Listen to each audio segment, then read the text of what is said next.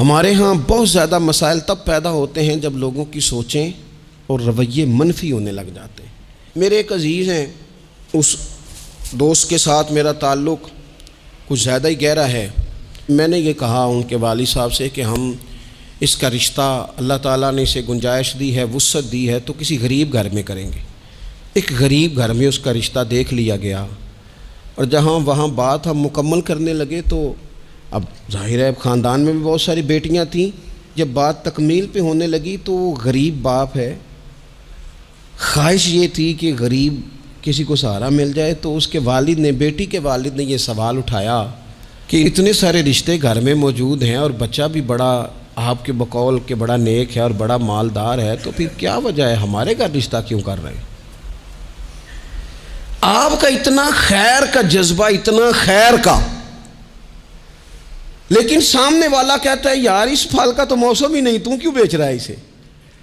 یہ تو نے اتنی خیر کی بات، رویے مثبت نہیں، لہجوں میں مثبت پن نہیں۔ ایک صاحب نے مجھے پرانی بات ایک دفعہ ٹیلی فون کیا، بڑی دور انہوں نے کسی پروگرام کی دعوت دی، تو میں نے کہا ٹھیک ہے میرے پاس وقت میں گنجائش ہے، میں آ جاؤں گا۔ کہنے لگے پیسے کتنے لیں گے؟ میں نے کہا نہیں کوئی پیسہ نہیں، میں انشاءاللہ آ جاؤں گا۔ کہنے لگے چلیں ٹھیک ہے، مروت کافی ہو گئی، اب بتا دیں کیا لیں گے۔ میں نے انہیں کہا یار آپ شرمندہ کرنے لگ گئے ہیں، میں وعدہ کر لیا انشاءاللہ آ جاؤں گا۔ کہنے لگے اگر آپ پیسے بھی نہیں لیتے اور اتنا لمبا سفر بھی آپ نے کرنا ہے، پھر آپ کے مقاصد کیا ہیں؟ یعنی بغیر موسم کا پھل لوگ کہتے ہیں یہ کیا بات ہو گئی جی؟ بہت سارے جھوٹوں میں آپ سچ بول رہے ہیں تو سچ اجنبی لگنے لگ جاتا ہے کہ اس نے سچ ہی بول دی ہے۔ اتنی ساری منفی باتوں میں ایک مثبت بات کریں تو وہ مثبت بات تھوڑی انوکھی سی لگنے لگ جاتی۔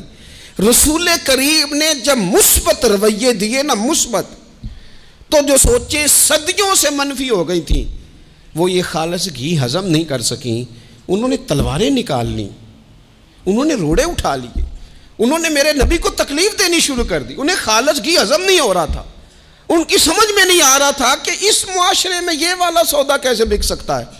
ایک رات وہ سارے تلواریں، نیزے، برچھیاں لے کے میرے نبی کے گھر کا محاصرہ کرنے لگے، حضور کو شہید کرنے آ گئے۔ ان کے ہاتھوں میں تلواریں ہیں کہ ہم آج اس سچ کو معاذ اللہ مٹھائیں گے، اس خیر کے جذبے کو مٹائیں گے، اس دل میں جو اتنا درد ہے اس کی دھڑکن کو معاذ اللہ بند کریں گے۔ وہ سارے اتنا منفی سوچ لے کے حضور کے دروازے کا گھیراؤ کر رہے ہیں۔ قربان جاؤں اے معصوم آمنہ تیری شان پر، میرے رسول کیا فرما رہے ہیں؟ حضور فرماتے ہیں علی یہ پیسے لے لے اور لوگوں کی امانتیں واپس کر کے سویرے مدینے آ جانا۔ اور یہ لوگ جو دروازے پہ کھڑے ہیں نا، ان کی بھی امانتیں حضور کے گھر پڑی ہیں۔ ان کی سوچیں کتنی منفی ہو گئیں کہ وہ شہید کرنے آ رہے ہیں، اور کریم کی سوچ کا یہ حال ہے کہ حضور ابھی بھی ان کا بھلا ہی سوچ رہے ہیں۔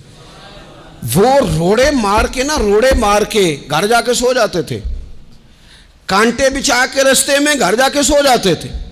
وہ نبی کریم علیہ الصلوۃ والسلام کو معاذ اللہ تکلیف دے کے اپنے گھروں میں سو جاتے تھے۔ اور یہاں حالت یہ تھی کہ وہ جو پتھر مار کے سوئے ہیں نا، کانٹے بچھا کے سوئے ہیں، یہ نور سے بھرا ہوا وجود رات کو اٹھتا تھا اور ان پتھر مارنے والوں کی ہدایت کی دعا مانگنی شروع کر دیتا تھا۔ سلام اس پر، سلام اس پر کہ جس نے دشمنوں کو بھی کبائیں دیں، سلام اس پر کہ جس نے گالیاں سن کر دعائیں دیں۔ ایسا انوکھا انداز، اتنی مثبت سوچ، اتنا مثبت رویہ۔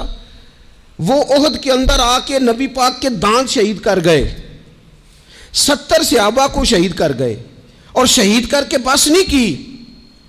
حضرت امیر حمزہ حضور کو پیارے تھے، چچا تھے، نبی کریم بڑا پیار کرتے تھے۔ حضرت امیر حمزہ کا ناک کاٹ دیا، آنکھیں نکال دیں، وجود سارا کاٹ دیا، حضور کی ساری داڑیاں آنسوؤں سے بھر گئی۔ اتنا پیار حضور کو چچا سے، لیکن جب کہا نا حضور دعا کر دیں یہ تباہ ہو جائیں، تو نبی کریم کہنے لگے نہیں بھائی، میں تو یہ دعا کروں گا یا اللہ انہیں ہدایت دے دے، انہیں پتہ ہی نہیں یہ کیا کر رہے ہیں، شعور نہیں نا یار، تھوڑا سا مثبت ہو جائیں زندگی میں، تھوڑا سا مثبت ہو جائیں۔ اور حضور نے پتہ کیا فرمایا ہے؟ مسلم شریف کے لفظ ہیں، حضور فرماتے ہیں اچھا سوچنا، اچھا گمان کرنا یہ عبادت ہے۔ تو کچھ نہ کر، تو بس اچھا سوچا کر، اچھا رویہ اختیار کر۔